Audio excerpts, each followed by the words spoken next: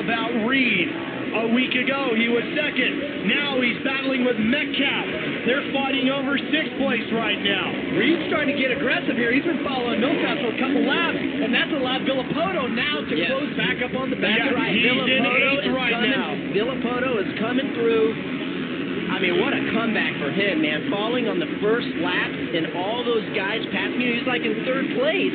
Ricky, went all the way back. You have always said minimize the damage. You win your Absolutely. championships on your bad days. That's what Villapoto's doing You today. got to do. Dungey, meanwhile, 6.1 seconds up on Weimer in the lead. He's in another zip code. He makes a mistake. Here comes Reed. Can he get it done? That's going to allow Villapoto right there. Yeah, check this out. Villapoto inside. Nice. He's right alongside of that Monster Energy Kawasaki. Villapoto's so quick through that section. That's the pass. He's going to get it done for sure. Through the whoops. Look how he pulls away from Reed. Reed with good corner speed, however, tries to close the gap back up. Metcalf, meanwhile, I'll tell you what, on that Yoshimura Suzuki, Metcalf's doing a pretty darn good job. Man, what a race. Not a race for the lead, but, man, these guys are battling it out. Nick Way's had his problems tonight, Aaron. He has indeed. Nick, what a night it's been for you out there. You look less than impressed right now. Can you tell us about the track conditions and what these guys are going through out there? Yeah, I mean, just like what happened to me, there was such close racing here. And you got to cover the inside or you get messed up on rhythm, and I got landed on. But, you know, with Dungey up front and able to ride his own line, it's huge because it seems like you're always protected here, and it's so slippery when you come back. It's easy to make a mistake. And, you know, thankfully I'm okay, and I'll be back next weekend. A tough break for Nick Way. It just goes to show you anything can happen here at Supercross. An LCQ win earlier tonight for Nick Way, and look at this. We saw Villapoto get around Metcalf for 6th. Here's Stewart. Oh, man, that could have been disastrous there. Yes, it could. He is up with Chisholm. That means he's fighting over 10th now. Now, this is kind of the time of the race here where frustration is really going to set in for Stewart because now he's not running for the lead. He worked his way up, and he knows that Villapoto has now gone by, that Reed has gone by. He knows that Dungey is out front. So this is when he needs to be mentally tough and minimize the mistakes, not get himself in a situation like last week where he fell in the remaining laps. You can see him right now. You can see that being sick is definitely bothering him. Sitting down a lot, really laboring out of the corners, you know, just not being explosive like he was earlier. But this man right here, Villapoto, I know what he's thinking. He's thinking points, points, points. Yep. Stewart fell down. I'm going to take advantage of that. I'm just going to set my sights and pick one of these guys off one at a time. He's got 2 guys right here in front of him he's probably going to get. Yeah, and Villapoto, last lap around, just set the fastest lap, and I got a feeling this lap's going to be pretty quick, too, because he has a bit of a clear track all the way to Kennard, and he definitely has reeled him in. How about Kennard, though, running in 4th, Jeff? An impressive run as we're past the halfway point. Look at this. It's going to get him on the inside right here. You got to be careful because Andrew Short closed the door on him. But look, let's see what's going to happen here. Shorty's probably going to try to block past him right here, but I think Villapoto's too savvy for this kind of stuff. Look at that. There you go. There you go. See ya. Yeah, so, and this is Kennard, the other Honda rider, just in front here, who's just got a fantastic race going. Yeah. I mean, we're just past the halfway point, and Kennard is running 4th here and looking strong all the way through. I spent some time talking with Ryan Villapoto's grandfather earlier today as you watch Ryan Dungey, our race leader, on the left, 7.2 seconds now out in front of Weimer. And he said, you know, this year, for the first time in a long time, I'm really seeing the full hunger out of Ryan Villapoto. He said, it's come back. I love it. It's been missing for a while. This is really good when Ryan gets this hungry. Nice pass. Yeah, and keep in mind, Villapoto, he was 18th on the first lap, has had that crash, and now has worked himself up into 4th place already, just past the halfway point. Yeah, he's got a great line after that finish line. He's taken an outside line that no one else has taken, and it sets him up good for the next corner, that right-hander, to make a pass. You can see on our split screen here, Ryan Dungey, he just, like I said earlier, he's another zip code compared to everybody else, but that's good. He's learning about his bike and putting in some solid laps. Aaron, what can you tell us about Ryan Dungey? When I spoke to team manager Roger DaCosta this afternoon for the Red Bull KTM, he said Ryan Dungey's biggest weakness is he's trying to be too perfect. He's always thinking that he needs to do a little bit more, and he said that he's worried about might be a little bit something to do with his confidence. He thinks the other riders are always trying to take up one more notch little bit more, riding a little bit more, but I guarantee you right now, Roger DeCoster is extremely impressed with all that hard work paying off.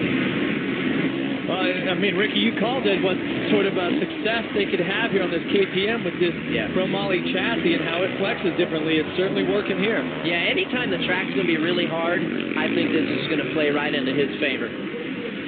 Tommy Hahn has had a big moment out on the racetrack by one of the big triples going down the third baseline here at Chase Field. Let's go back and take a look at this. Hahn on the 32. As we continue to watch Dungey, here it is. Yeah, watch Hahn makes a mistake and then tries to get out of the way here. But, that looks like the left forearm is sore. And he might have cased that rhythm section before that. And, you know, we got to note that his little brother, Will Hahn, got hurt this week also. So all kinds of troubles for the Hahn brothers. And how about a great run tonight for the man in second place, Jake Weimer. And don't forget, Jake was 5th a week ago in Anaheim, and here he is on his way to a second-place finish. If Villapoto needs third, that would put him and Dungey in a points tie, and Weimer's going to be right in there. Wyndham, of course, was off the pace a little bit last week, but still, if Wyndham can hold a third here and get another podium, man, that's a bunch.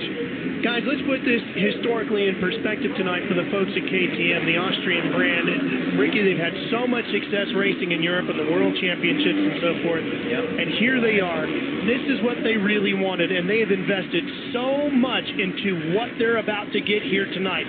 Bringing in Roger DeCoster and some of the other great names on the management side and going after getting Ryan Dungey. Yeah, you got Roger DeCoster, a guy that we all know Ryan loves so much. Ian Harrison, a fellow that worked at Suzuki as well, one of the engineers there, is really, really smart and fun to work with. Ryan trusts those guys, and that makes it, and that's half the battle right there, is believing in people, and that's what he does. And they obviously got the bike working really, really good for him tonight, and Ryan is expected to win. That's what they pay him to do, and he's out there doing that. He's doing it with ease tonight. He looks really, really good. What a shakeup this is. Yeah. I mean,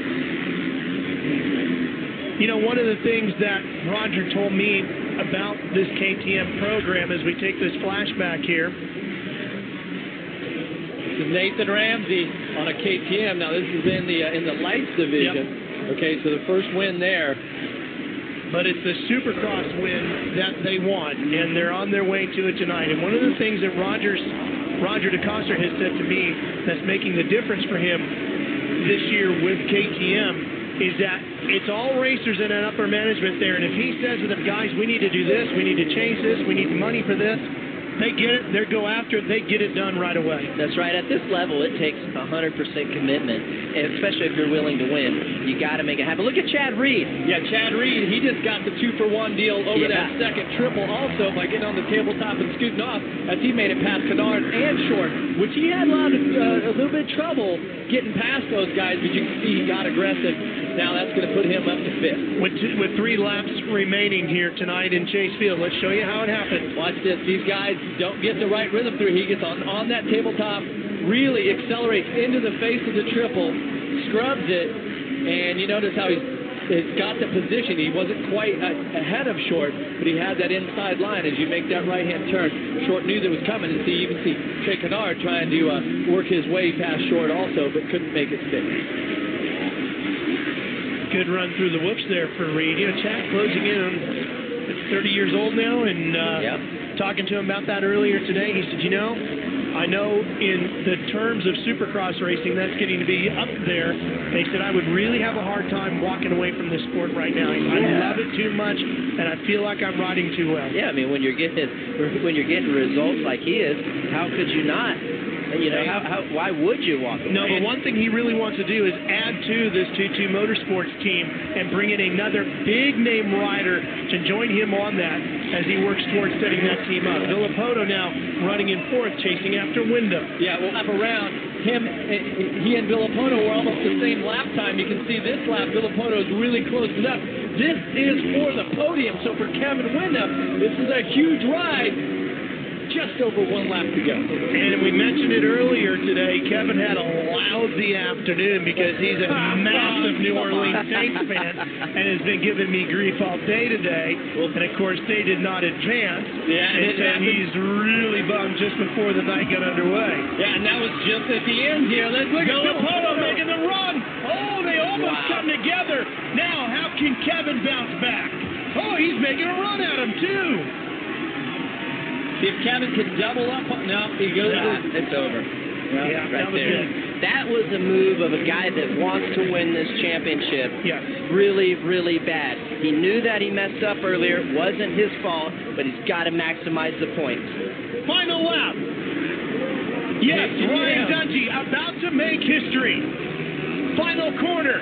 KTM has waited for this very moment. History is being made here at Chase Field. Ryan Dungey and KTM have won a Monster Energy AMA Supercross and FIM World Championship event. And the two Kawasaki teammates, second and third. Congratulations to the entire KTM organization for all the efforts. They've put so much into getting to this moment. They've done it. Now they're going after the title.